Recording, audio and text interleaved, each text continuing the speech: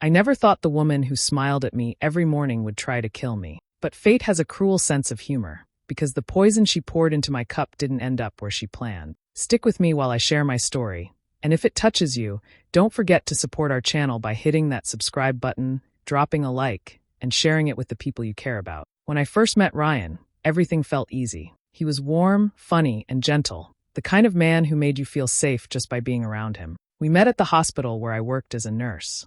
He came in with his father one night, who had a minor accident. I remember how Ryan thanked me afterward and said, "You made a rough night better." That line stayed with me. Months later, we were dating, and within a year, we were married. Ryan's family seemed perfect from the outside. His mother, Linda, was polite and welcoming when I first met her. She hugged me tightly, told me I was the one she always prayed for, and cooked a huge dinner to celebrate our engagement. I thought I was joining a loving family, but it didn't take long for me to realize that something behind that warm smile wasn't real. At first, it was small things. When I'd visit, she'd correct how I set the table, laugh when I made a small mistake, or say things like, "Oh, Ryan never liked his coffee that way, but it's cute that you're trying." I brushed it off as harmless mother-in-law behavior. Every family had its quirks, but there was something in her eyes, a coldness that didn't match her soft tone. It made my stomach twist. After we got married, I moved into the house Ryan had inherited from his father. Linda lived only 10 minutes away, and she visited almost every day. She'd say she was just checking in, but it felt more like she was checking on me. She'd open the fridge, make comments about how I kept the house, and bring over food even when I said we already had dinner. Ryan didn't see the problem. "She's just trying to help," he'd say with that calm smile. I tried to believe that. I wanted peace. I wanted to belong. But deep down, I felt watched, like every move I made was being judged. Sometimes, I'd catch her staring at me when she thought I wasn't looking. Not with anger, but with something sharper, darker. Once, when I came home late from a shift, she was sitting in the living room, waiting for us. She said she'd let herself in because she didn't want Ryan to be lonely. Her tone was sweet, but the message underneath wasn't. That night, when I went to bed, I told Ryan I felt uncomfortable with how close his mother was getting. He sighed and said, "Please don't start a fight with her. She's had a hard life since Dad died." So I stayed quiet. I smiled when she visited, thanked her for every little thing she brought, and told myself it was fine. But the truth is, I knew something was wrong. I just didn't know how dark it was going to get. When I found out I was pregnant, I thought it would bring everyone closer. Ryan was over the moon. He lifted me up, spun me around, and said it was the happiest day of his life. For a while, everything felt peaceful again. I thought maybe Linda would soften when she found out she was going to be a grandmother. But I was wrong. That news didn't make her happy. It made her angry. The first time we told her, she froze. Her smile was tight, her voice flat. "Oh," she said, "that's fast." Then she looked at Ryan and added, "Are you sure this is what you want right now?" I tried to laugh it off, but the look she gave me made my skin crawl. It wasn't disappointment, it was resentment. From that day on, her visits became colder and her words sharper. She started criticizing everything I did. If I wore comfortable clothes, she'd say I was letting myself go. If I ate too much, she'd make comments about how I was using pregnancy as an excuse. When I decorated the nursery, she called it too cheap looking. It was like nothing I did could ever be right in her eyes. One afternoon, she stopped by unannounced, as usual. She brought soup, but as she unpacked it, she said, "You really should be more careful, Madison. Some women pretend they're pregnant to keep a man. It's sad, really." I froze. My hands were shaking. "Are you saying I'm lying?" I asked. She smiled sweetly and replied, "I'm just saying, Ryan's too kind to see through manipulation." Then she winked and went back to stirring the soup like nothing happened. That night, I told Ryan what she said. He sighed and rubbed his face. "Mads, she doesn't mean it like that. You know how she is. She's just protective. She'll come around." I wanted to believe him, but I could see the truth he refused to face. Linda wasn't being protective, she was being possessive. She couldn't stand the idea that Ryan's love and attention weren't hers alone anymore. As my belly grew, so did her bitterness. She'd make little digs about me being a burden. "You've changed him," she said once. "He used to call me every morning. Now he barely has time for me." I tried to ignore her, but her words stayed in my head, twisting everything good into something ugly. The worst part was that she acted differently in front of Ryan. When he was around, she played the sweet mother, cooking meals, asking me if I was feeling okay, smiling for family photos. But the moment he left the room, that smile disappeared. Her tone would turn sharp, her words cutting. It was like flipping a switch. I started dreading her visits. I'd wake up tense, knowing she could show up at any moment. I didn't feel safe in my own home anymore. Still, I kept quiet. I didn't want to cause a fight between Ryan and his mother. But deep down, I knew something was building, something dangerous that wouldn't stay hidden forever. The months that followed were some of the hardest of my life. Linda started showing up at our house without warning. Sometimes, I'd come home from a doctor's appointment and find her already inside, claiming Ryan had given her the spare key. She said she just wanted to help, but her help always felt more like control. She'd rearrange the kitchen, throw out groceries she said were unhealthy, and tell me what I should or shouldn't eat. If I asked her to stop, she'd act offended and say, "I'm just trying to look after my grandchild." It got worse when she began interfering with my medical appointments. She'd call the doctor's office behind my back, pretending to be me, just to ask about my progress. The nurse once mentioned it to me, thinking I'd authorized. That's when I realized Linda was trying to keep tabs on everything: what vitamins I took, what tests I had, even how much weight I'd gained. It was suffocating. She started doing little things that made me feel like I was losing my mind. Once, she accidentally spilled coffee on my medical notes that I kept on the counter. When I got upset, she laughed and said, "You shouldn't leave important things lying around." Another time, my prenatal vitamins went missing for a week. I tore the house apart looking for them. Later, I found them in the back of a drawer in the laundry room, a place I never used. When I asked her about it, she smiled and said, "Pregnancy brain, huh? You're forgetting everything lately." The way she twisted everything made me doubt myself. She had a way of making me look unstable, especially in front of Ryan. When he came home from work, she'd say things like, "I'm worried about Madison. She seems off. Maybe the hormones are getting to her." And Ryan, trying to be gentle, would ask if I was feeling okay or if I needed to rest more. Every time he said it, it felt like she was winning, slowly turning him against me. I started feeling completely alone. My friends stopped visiting because Linda would show up and make them uncomfortable. She'd sit in the living room, pretending to be polite, but the tension in her presence was enough to make everyone leave early. Soon, it was just me in that house, me and a woman who wanted me gone. That's when I decided I couldn't rely on anyone's word but my own. I started keeping notes in a small journal. I wrote down every strange thing that happened: the missing vitamins, the spilled coffee, the things she said when Ryan wasn't around. I even started recording short voice memos on my phone when I felt scared or unsure. At first, it felt paranoid, but deep down, I knew I wasn't imagining it. Something was wrong, and Linda wasn't just being difficult, she was crossing a line. I didn't know what she was planning, but a quiet voice inside me kept saying I'd need proof one day. And I listened. The tension in the house had become unbearable. Every little thing turned into an argument, and most of them were started by Linda. She would criticize every choice I made for the baby: the clothes, the crib, even the name. Ryan and I had decided to name our daughter Emily, a name I'd loved since I was a child. But Linda hated it. She said it sounded weak and didn't fit their family's strong traditions. One morning, she came over earlier than usual, barging in while I was making breakfast. She didn't even say hello. She walked straight into the kitchen and started talking about baby names again. I tried to stay calm, but she kept pushing. "You're making a mistake," she said sharply. "Ryan deserves a son, not a daughter with a name that sounds like a schoolgirl's diary." I finally snapped. I told her to stop interfering, that it was our baby, not hers. For a moment, she just stood there, completely silent. Then she leaned close to me, her voice low and shaking with anger. "You've ruined my son's life," she whispered. "One day, you'll regret ever stepping into this house." I froze. The way she said it didn't sound like frustration. It sounded like a promise. I didn't tell Ryan right away, because I knew he'd only defend her again. But those words stayed in my head all day and night. Every time I looked at her, I felt a chill run through me. Something about her had changed. A few days later, she came over again, acting as if nothing had happened. She brought coffee, saying she wanted to make peace. I didn't trust her, but I also didn't want another argument. She handed me a cup, smiling sweetly. "You look tired, Madison. You should sit and relax," she said. I took a few sips while we talked about small things. About an hour later, I started feeling strange. My stomach churned, and a wave of dizziness hit me so hard I had to grab the table for support. The room felt like it was spinning. I told her I wasn't feeling well, and she quickly stood up, pretending to be concerned. "Oh dear, maybe your blood sugar's low. You should lie down," she said, her voice calm, too calm. When Ryan came home that evening, I told him I'd been sick all day. He suggested maybe it was the pregnancy, but something in me said otherwise. I knew my body, and this wasn't normal. The nausea wasn't like morning sickness. It was sudden, sharp, and left me weak for hours. That night, I couldn't sleep. I kept replaying the morning in my mind, the way Linda had smiled when she handed me that coffee, how her eyes followed me as I drank it. My instincts screamed that something was off. I didn't have proof, but every bone in my body told me not to ignore it this time. Something was happening, and I needed to find out what.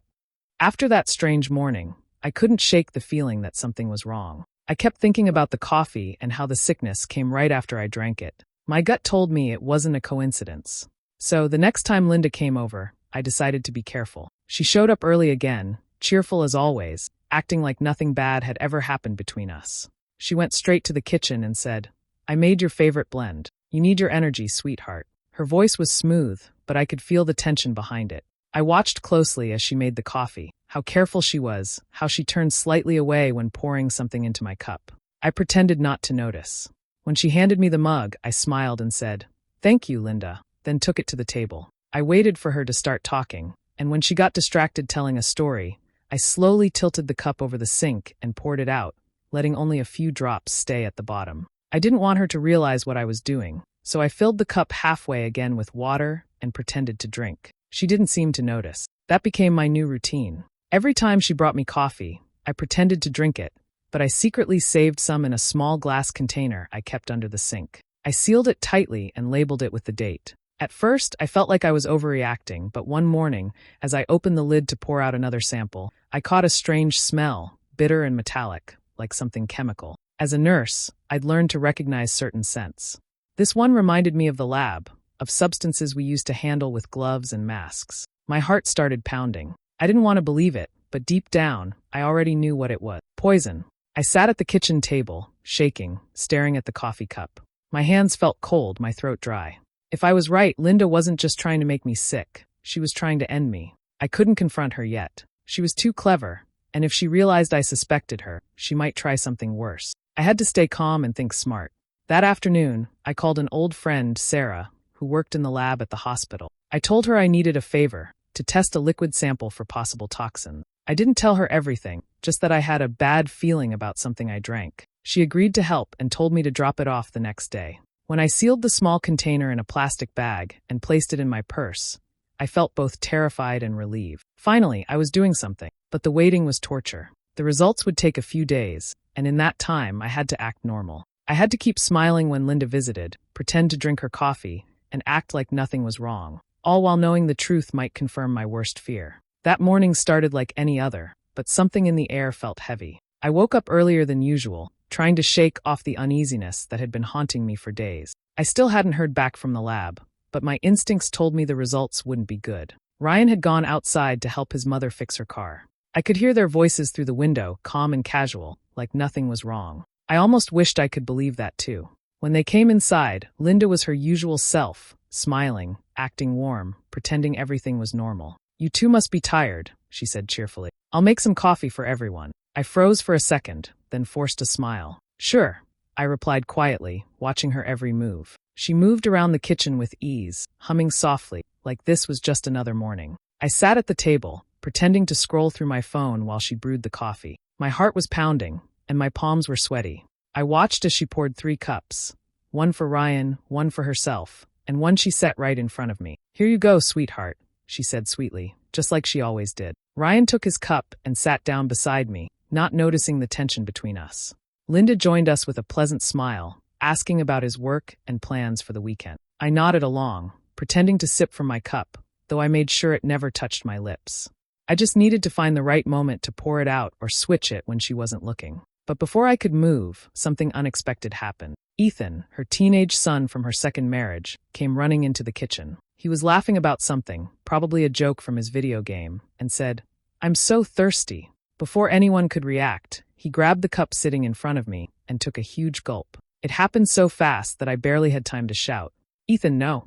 I reached out, but it was too late. Within seconds, his laughter turned into violent coughing. The mug slipped from his hand, shattering on the floor. His body bent forward as he struggled to breathe, his face turning pale. Ryan jumped from his chair, shouting his name. Linda froze, her face draining of color. She rushed to him, shaking his shoulders and screaming, "Ethan, what's wrong?" But I knew what was wrong. My whole body went cold. The coffee. I pushed the table aside and got down beside him. My nurse training kicked in instantly. I checked his pulse, his breathing, tried to keep his airway clear. He was gasping, shaking, foam forming at the corners of his mouth. I yelled for Ryan to call 911. The seconds felt like hours as we waited for help to arrive. Linda just kept repeating, "No, no, no," her hands trembling, her eyes wide with shock. I didn't say a word to her. I couldn't, because deep down I knew the truth. The poison wasn't meant for him. It was meant for me. Everything after that moment felt like a blur. My hands were shaking as I grabbed the phone and called 911. I gave them our address, shouting that a teenage boy wasn't breathing and needed help right away. Ethan was lying on the floor, his body twitching, his lips turning pale. I did everything I could, checked his pulse, tilted his head back, tried to keep his airway open. When he stopped moving, I started CPR, pressing on his chest and counting each push through tears. Ryan was pacing the kitchen, crying and begging Ethan to wake up. Linda was on the floor too, holding his hand and screaming his name, but I could see the fear in her eyes, not just fear of losing her son, but fear of being caught. She knew exactly what was happening, even if she wouldn't admit it. Within minutes, the paramedics rushed in. They worked quickly, lifting Ethan onto a stretcher and giving him oxygen. One of them asked what he had consumed, and I pointed to the spilled coffee on the floor. That, I said. It was supposed to be mine. The paramedic gave me a sharp look, realizing there was more to the story than I was saying. At the hospital, everything felt cold and sterile. Ethan was taken straight to the ICU and put on a ventilator. The doctor came out after a few hours, his expression serious. "We found signs of poisoning," he said quietly. "Arsenic." I felt my stomach twist. The word hit me like a knife, even though I had already suspected it. Ryan looked at me, confused and desperate. "How? How could this happen?" he asked. I didn't answer right away. Instead, I opened my purse and pulled out the small containers I had saved, the coffee samples I'd been collecting for weeks. I handed them to the doctor and said, "I think you should test these." His eyes widened slightly, but he nodded and took them. Not long after, the police arrived. They asked questions: who made the coffee, who was in the house, if anyone else had access to the kitchen. I told them everything. I didn't leave out a single detail, from the first time I got sick to the morning I started saving the samples. Then I gave them the notebook where I had written down every strange thing Linda had done. They took it all as evidence. A few days later, the results came back from both the hospital and the lab. The samples I had collected matched the same toxic compound found in Ethan's blood, arsenic. The detectives said it was clear someone had been adding it to the coffee over time. They questioned Linda, who at first denied everything, but the evidence was too strong. Her fingerprints were on the containers, and traces of the same substance were found in her purse and under her kitchen sink. When they arrested her, Ryan stood there in silence. He didn't say a word. I couldn't bring myself to look at her as they took her away. All I could think about was how close I had come to being the one on that hospital bed. The truth was finally out, but it came at a cost that none of us would ever forget. The days after Linda's arrest felt unreal. The house that once felt tense now felt empty and cold. Police tape still hung near the kitchen door, and every time I looked at the broken coffee mug on the floor, I felt a shiver run through me. It was strange to think how something as simple as a cup of coffee had almost ended my life and destroyed an entire family. Linda was charged with attempted murder and reckless endangerment. When the officers took her away, she didn't fight or cry. She just kept her head down, refusing to look at me or Ryan. The neighborhood found out quickly, and soon reporters were outside, but I didn't talk to anyone. I didn't have the energy to explain how a woman who smiled in every family photo had secretly been planning to kill me. Ryan was completely broken. He barely spoke for days. He sat at the edge of our bed with his head in his hands, whispering, "I don't understand, she's my mom." I wanted to comfort him, but I couldn't. Every time I looked at him, I saw the face of someone who had unknowingly brought danger into my life. I knew he wasn't to blame, but I couldn't stay there anymore. The house felt poisoned in its own way, filled with memories I could never forget. A week later, I packed my things. Ryan begged me to stay, saying we could move somewhere else, start over, try to rebuild. But I knew it wasn't that simple. I was carrying a child, and I needed peace, not constant reminders of betrayal and pain. I told him I needed time to think, maybe space to breathe. He didn't argue. He just nodded, his eyes red from crying. Ethan finally woke up after several days in the hospital. He was weak, pale, and scared. The doctors said he would survive, but the poisoning had damaged his body. He would need regular checkups and medication for a long time. When I went to visit him, he grabbed my hand and whispered, "It was meant for you, wasn't it?" I couldn't bring myself to answer, but he already knew. Tears filled his eyes. "She's a monster," he said quietly. "She's not my mom anymore." Those words broke me more than anything else. He was just a teenager, innocent and kind, and he'd paid the price for something meant for me. After that, I left Ohio and stayed with my sister in another city. The quiet there felt strange at first, but slowly, I began to breathe again. I'd wake up each morning, hold my stomach, and remind myself that I was still here, that my baby was still safe. I didn't know what the future held, but one thing was clear. I could never go back to the life I had before. The person I was, trusting, hopeful, and naive, was gone forever. Months passed, and life slowly started to settle into something calm again. I focused on my pregnancy, on staying healthy and keeping stress away. The nights were still hard. I'd wake up sweating, remembering the sound of Ethan collapsing or the way Linda's eyes looked that morning. But I reminded myself I was safe now. I had survived something that could have easily ended my life. That thought alone kept me going. When the day finally came, I gave birth to a beautiful baby girl. The moment I held her in my arms, all the pain and fear faded for a while. She was small, warm, and perfect, proof that even after everything, something good could still come out of the worst days. I named her Emily, just like I'd planned. Saying that name felt like taking back my strength. The hospital room was quiet, except for her soft breathing. I sat there for hours, just watching her, thinking about how close I had come to never meeting her. A single sip of coffee could have ended both of our lives.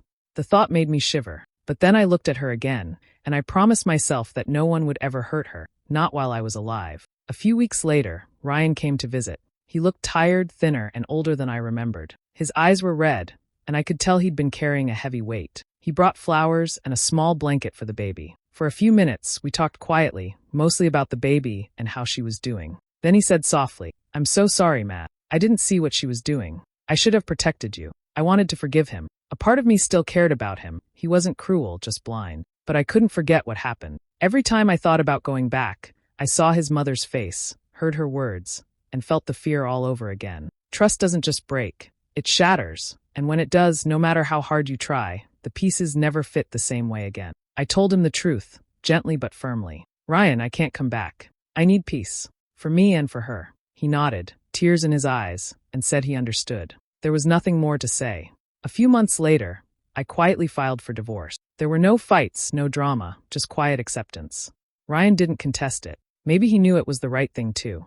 I moved into a small apartment with my daughter, where life was simple and peaceful. Sometimes late at night, I'd think about that morning, how close I came to dying, and how fate had turned everything around. It was cruel, yes, but it also saved me. That twist of fate gave me a second chance, and I wasn't going to waste it. I had my daughter, my safety, and my freedom, and that was more than enough. Time passed, and life began to look different for Madison. The pain slowly softened into something else.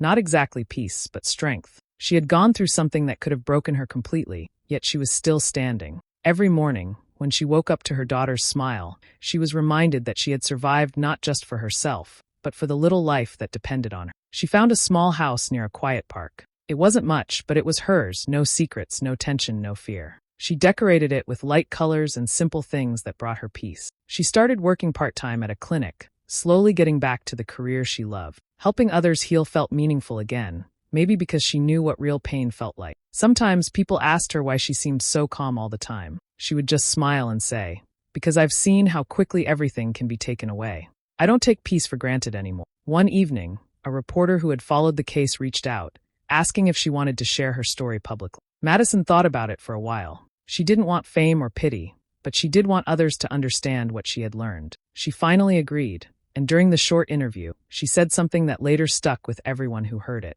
Evil doesn't always come with a weapon in hand. Sometimes it smiles at you, calls you family, and serves you coffee. Those words came straight from her heart. They were a reminder that betrayal doesn't always announce itself loudly. Sometimes it hides in small acts, gentle smiles, and kind voices. Madison had learned that lesson the hardest way possible. After the interview, she sat by her window holding her daughter and watching the sunset. The colors in the sky reminded her that even after the darkest storm, light always returned. She wasn't bitter anymore. She didn't wish revenge or punishment. She just wanted peace, and she finally had it. She rebuilt her life piece by piece. It wasn't easy, but every step forward made her stronger. She learned to trust her instincts again, to speak up for herself, and to never ignore that quiet voice inside that warns when something isn't right. Madison knew betrayal leaves scars, but she also knew scars meant survival. They were proof that she had faced something terrible and lived to tell the story. She wasn't just a victim anymore. She was a survivor, a mother, and a woman who refused to let darkness define her. In the end, she realized that revenge wasn't about getting even. It was about moving on, healing, and living a good life despite the pain someone caused you. That was the real victory. Betrayal had hurt her deeply, but surviving it made her unstoppable. And as she kissed her daughter goodnight, Madison whispered softly, "We're safe now, and we're stronger than ever."